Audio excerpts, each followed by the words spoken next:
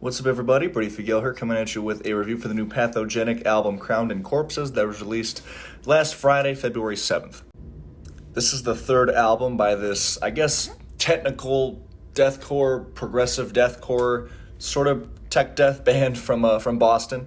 They immediately intrigued me with their sound, which very much is rooted in all the subgenres I just mentioned.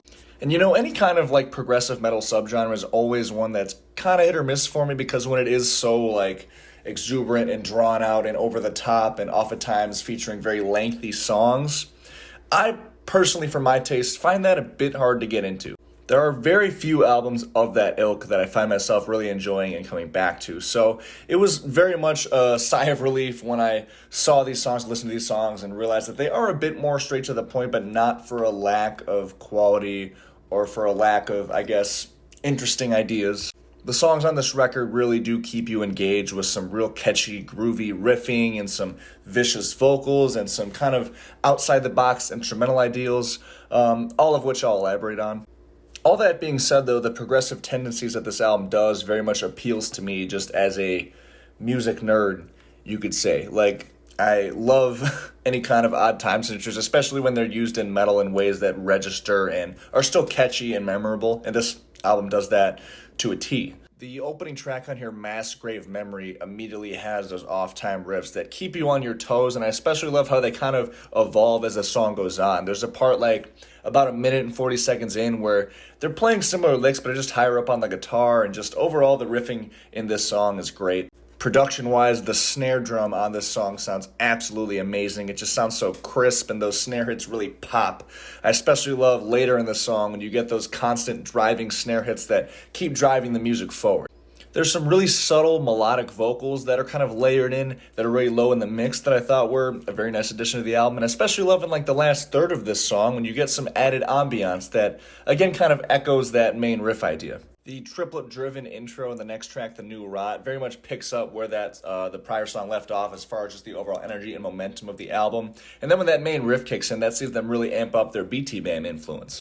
The song is also the first of many tracks on this album where the guitar riffs in particular just are so labyrinth-like, and they keep really evolving and progressing so fluidly. Like, just the transition between those proggy BT Bam-esque riffs into that, like, real mean tremolo section and then into that shreddy guitar solo, it just sounds so, like, natural. And parts like this, despite being so different as far as guitar playing techniques, it just works together so well, and the surrounding music really plays off of that well.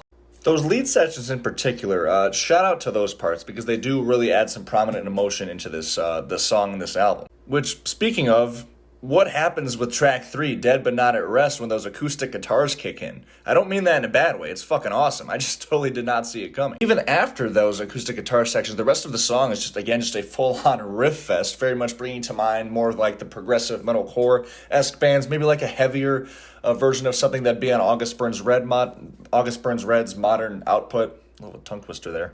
I especially love that kind of stop and go riff that kicks in right at the 130 mark. That's one of my favorites on the album. That ascending main riff is great too, especially in the bridge when you get, again, another shreddy guitar solo playing over it. It just sounds like it's just looming and towering over you.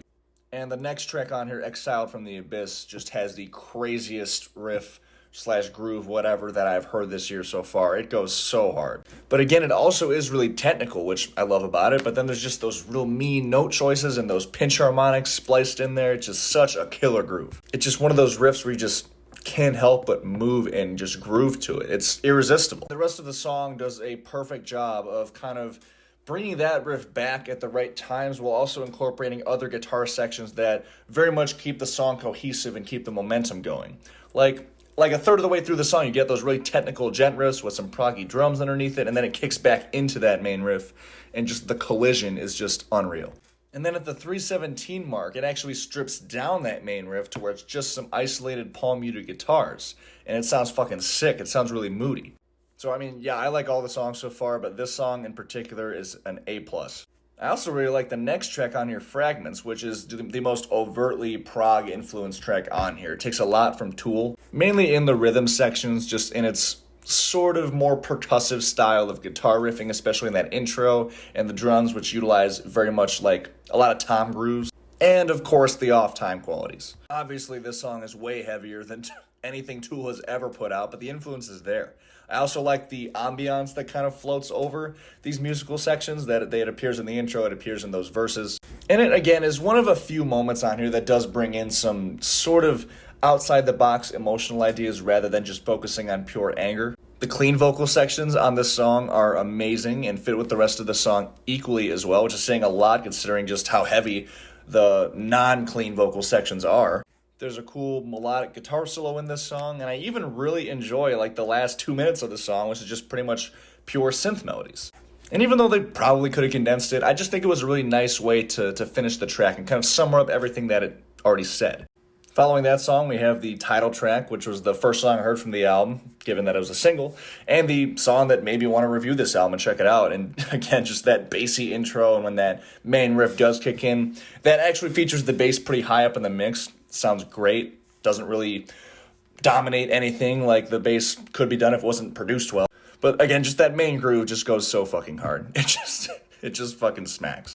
Although it's funny, I feel like the song might have been a little misleading as far as the album goes, because it is very much like the most brute force, just raw deathcore type song on this album. Aside from that main riff, it's pretty much all gent riffs, which is fine. I mean, if the whole album was doing that then it would be problematic, but I think this song pulls it off pretty well, and it still feels fresh given that the last track, Fragments in particular, was 7 minutes of pretty much a full-on departure.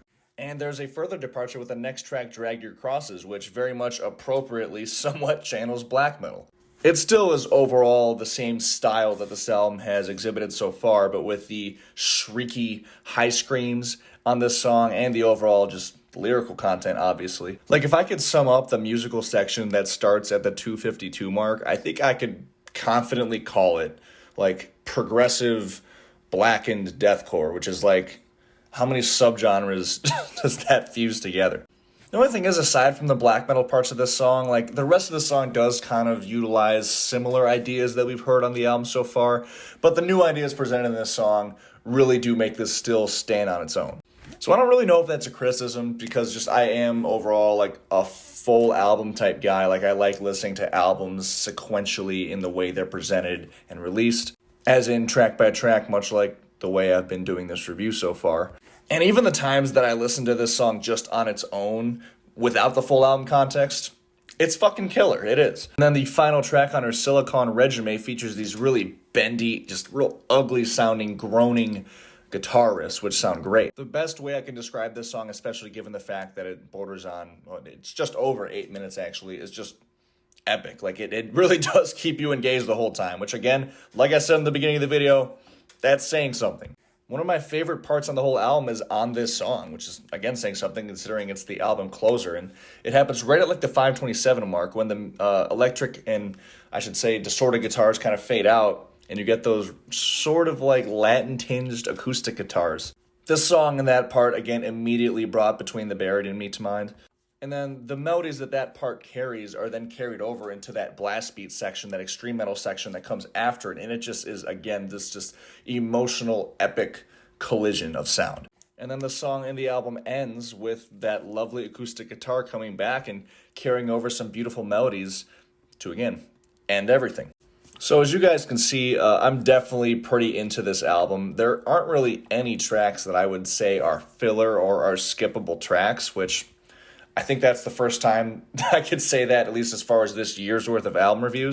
Sequencing-wise, I think it is arranged beautifully. I think every song is exactly where it needs to be on the track list. Production-wise, everything sounds great. I think the only criticisms I have for this album don't even really pertain to this album specifically, and more just the subgenres that it's going for. Which I guess would be that aside from Fragments and Silicon Resume, the rest of the album is a little bit one-dimensional emotion-wise. That might sound stupid to some people just because it's death metal and deathcore. Totally get that. But this is my review, and for an album to get a perfect score for me, it's got to be very emotionally charged. And there were a few ideas that I found to be somewhat repetitive at times, like some of the gent riffs and some of the overall styles of riffing and melodies. But, I mean, again, none of that really brought down any individual tracks for me, which says a lot. And I think I'm going to score this album probably the highest I could, given the subgenre that it is, which for me is going to be a 25 out of 30. Just making it into great album status by my album rating scale. Because it really is a great album, and if anybody watching this is into deathcore, progressive death metal, technical death metal, any kind of death metal, and any kind of deathcore, check this album out. It is 8 incredibly strong tracks with lots of cool ideas that overall forms an album that is really tight and really memorable. But yeah, as always, thank you guys so much for watching. I really appreciate it. Definitely comment your thoughts on this album below if you've heard it. Remember to hit the subscribe button for more rock and metal-related content and album reviews. I got my Instagram, Threads, and Spotify links in the description of the video. Until next time, thank you guys again so much for watching. I'll see you guys later. Peace.